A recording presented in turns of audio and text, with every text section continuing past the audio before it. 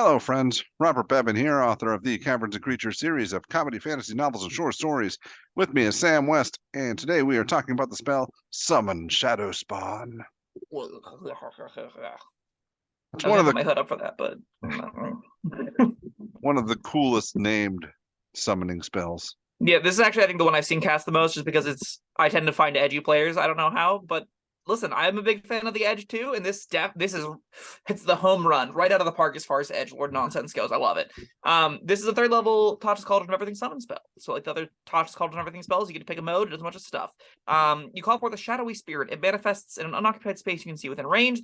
This corporeal form uses the Shadow Spirit stat block. You pick from Fury, Despair, or Fear. It looks like the chosen emotion shadow monster of your choice. It drops to here, 0, it goes away. Creature's an ally to you and your companions in combat. It shows your initiative, it takes turn after yours. If it's don't command it, it takes dodge actions. We've heard this all before. At higher levels, it gets better. Notably, it gets more attacks whenever you cast with the 4th level spell slot. It also has concentration up to an hour. So this is like a long duration thing. You tell it what to do, it goes and does it, costs no actions. It's baller, it's great. The Shadow Spirit specifically modes, like I said earlier, there are Fury, Despair, and Fear, as they're denoted in its stat block. This thing's got a bunch of neat little abilities. So it's got 120-foot dark vision. This is also also very quick to note, really low level. This is a 3rd level summon spell, so this is something you get at 5th level. Your warlocks are taking it, your wizards are taking it. People have access to this really fast. That makes it pretty applicable to a lot of tables. The 3 different things that sort of the Fury, Despair, and Fear get. They get this, so there's Terror Frenzy for Fury, so it gives it advantage on attack rolls against frightened creatures, which is pretty cool. It has Weight of Sorrow for Despair. Any creature other than you that starts its turn within 5 feet of the spirit has speed reduced by 20 until the start of the creature's next turn. That's super cool. Instead of the speed reduced by 20 until the start of that creature's next turn. Yes, then when it starts its turn, so it gets a full round of being slowed, which is super cool. Yeah. And then we have the bonus action for Fear gets Shadow Stealth, so it gets to take the hide action as a bonus action. Additionally, they all get this thing called Dreadful Scream. So the spirit screams, each creature within 30 feet of it makes a whiz save against your spell save DC, or is frightened by the spirit for a minute. The frightened creature repeats the save at the end of the turn, ending it on a success. So it gets an AoE 30-foot scream that makes a bunch of things scared of it, which is pretty cool. Notably, it doesn't let you sculpt out buddies or yourself, so you can be afraid of your own Shadowspawn, so it's going to be a little bit finicky. But also of note, Weight of Sorrow Terror Frenzy, the thing that the Fury gets, they can run in Dreadful Scream, and then they have advantage on attack rolls against the frightened creatures, which is a pretty cool little play pattern. They also all have... Oh, go for it. I got one last thing. Okay, go ahead.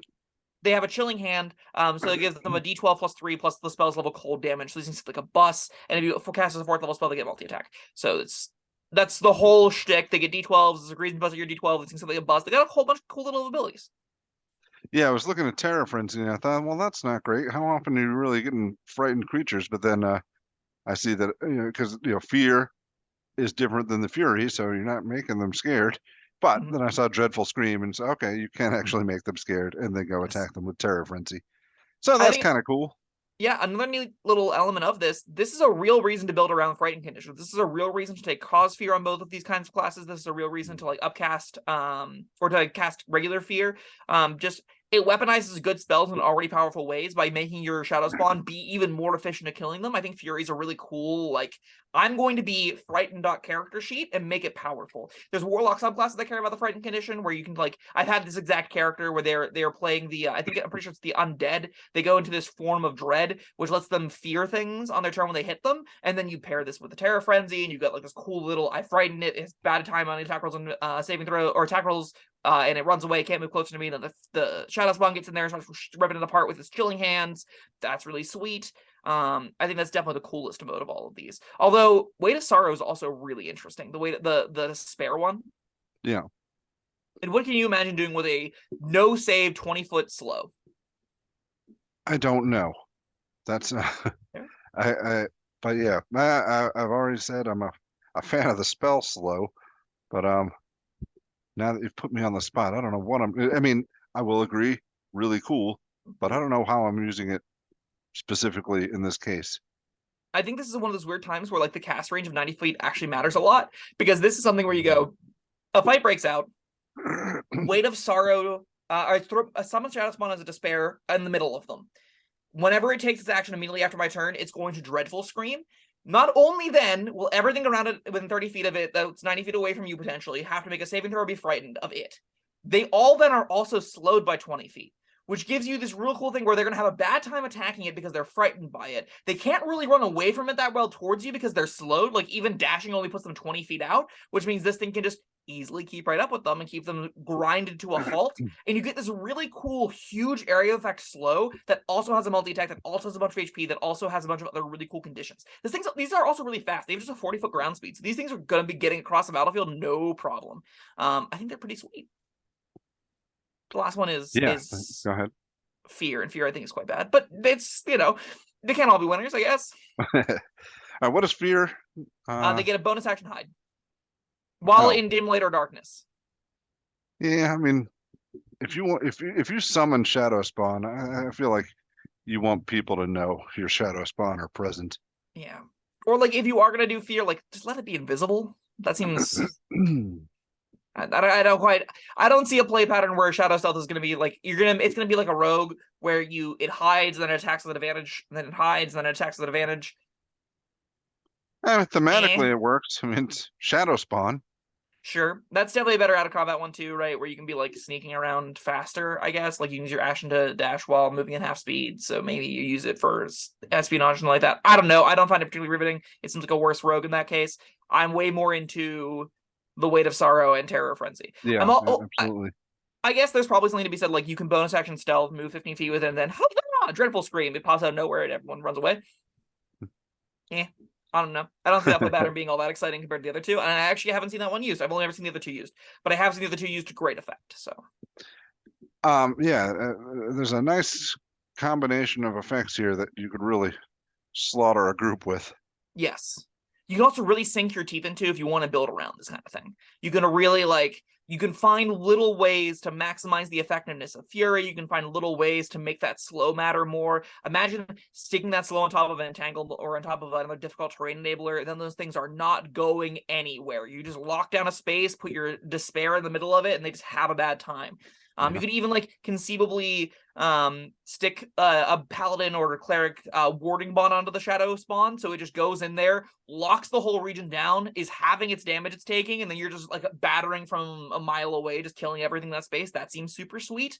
This might be the most build around me of the summon spells. It's the one that I get most excited about, but I'm also, again, I'm a fan of edgelord's nonsense. So I think your mileage isn't going to vary. I think if you're going to play with this, I think you're going to find it is sneakily good and that it tends to be very fun to use.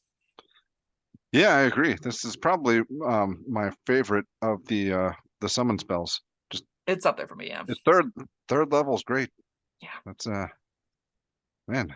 I will say you definitely want to be casting at the 4th level because then it gets multi-attack, and the difference between 2 attacks and 1 attack is gigantic. Because it goes from 2d12 plus 6 to 1d12 plus 6 to 2d12 plus 14. And that's a gigantic numerical difference in efficiency of killing things over the rounds. So you really, really want this to be a 4th level spell if you can help it. It helps that as a warlock, this scales great with your spell level because it gets more HP even if you upcast it, gets more AC if you upcast it. For wizards, you're pretty happy to cast this as a 4th or a 6th level spell slot pretty consistently. You probably don't cast it as a 5th level spell because you don't care that much about the HP or AC, but it's gravy for the warlocks that want to use it. Yeah, I'm a fan. Even 3rd level, I think it's pretty good out of the gate. Yeah, I mean, yes. when you can cast it at 4th level, it's that much better. But yeah, I'm impressed. You're definitely right. Go for it. Man, I feel like we could talk a lot more about different combinations of effects here, but I think we covered it pretty well. Yeah, if you can go the Fear route if you really want to. Make Terror really good. You can do the AoE slow kind of thing and empower an AoE slow, or make a battering ram or a backline barrage battery kind of happen. Eldritch Blast Warlocks love that kind of thing. You can even have wizards just you summon Shadowspawn, and then you go, okay, great, it slowed them all down. Everything's now stuck in that little miasma. Sorry, Shadowspawn. Fireball, fireball, fireball. And just explode that space. That seems cool. I think you could have a lot of good times with this. I would highly recommend trying it out, and I think you can even fidget and finagle with some characters in interesting ways. Another real quick thing I'll point out: Unlike most of the other summon spells, this one really encourages the high risk of this, so I wouldn't expect this to stick around more than a couple rounds, because this thing wants to engage in fights by itself, because you really don't want to fear yourself and others with the Dreadful Scream, right? And I think there's going to be a fun little minigame of deciding when to get to use this Dreadful Scream. That's pretty cool. It is only once per day, so you get one-time use of Dreadful Scream. So picking when that happens is going to be pretty important. That being said, like, the whole rest of this still comes together even without the Dreadful Scream to be pretty excellent. I would recommend. One question. Once per day. Why does that matter? This is only an hour long. So it doesn't get it once per fight. If you go into 3 or 4 fights with this thing, if you go into 2 fights with this thing, assuming it lives the first one, if you use the Dreadful Scream once, it cannot do it again. I know, but why not just say once? What does the per day matter? I'm guessing that's just the nomenclature that the game rules use. What? Like monster tab blocks have those kinds of texts. That's where I think this comes from. If you cast it again, you still get the scream, right? Yeah, it's a new instance of the Shadowspawn, and the Shadowspawn has that native to itself. Okay, that's even if you choose the same mode, it will still get the refresh because it's a new version of it's a new spirit, so it will have the scream again. Yeah, the per day is bothering me a little bit, but sure. There are lots of little legacy things where it's like this is also kind of a monster, but we couldn't make it like just a player bug. This is only ever coming up when a player makes it, so this text doesn't help. But that's that's game rules and presentation nitpicking. That's probably it doesn't matter for the power of the spell or usability out as a player. So, all right, you got a rating? I haven't given any of the others a 5. I don't think this one's so much of the others that it deserves a 5. I still think this is a 4. It just happens to be a very fun version of the summon spells. I think it's probably, even though it has the build directions that make it a little bit more exciting to me, I still don't think it like overtakes any of the other ones in power that much. It wants you to play high risk with it. It wants you to do fear things with it, but like the other summons still have powerful multi-attacks. The summons still have some additional utility to them that are close to this. So I think this still earns a 4. It's an extra creature. It's an extra action in combat. Your DM still has to deal with all that nonsense. And it does some things that can be really cool and built around in fun ways. It doesn't break the game in half, though. All right. I'm gonna give it a 5. That this one is, I mean, I've listened to you explain the other summon spells and how powerful they are. This is the first one where I really feel like I've locked in an understanding of it really quick. And, consequently, this is the first one I've been super excited about. Nice. It also helps. This is 3rd level. That's huge to note. I think I gave Summon Beast a 5 because it's the 2nd level version of that. And that's almost good enough reason to give this a 5 too. But I don't think it's that much better. Yeah. Summon Beast. Squirrels and pigs. I love Summon Beast. That's my favorite, actually, I think. Yeah. All right. All right. Well, that was Summon. That was Summon Shadowspawn. Yeah. Summon Shadowspawn. Thank you, Sam, and thank you everyone for joining us. Let us know what you think in the comments, and we will see you next time. Bye-bye. Thank you for watching. If you found this helpful, informative, or entertaining, I'd really appreciate it if you hit the like button below. You needn't smash it. A gentle tap will suffice. If you want to see more videos like this, subscribe to the channel. And make sure you check out the links in the description where you'll find my Caverns Creatures series of comedy fantasy novels, Sam's full review of the spell, and other fun things.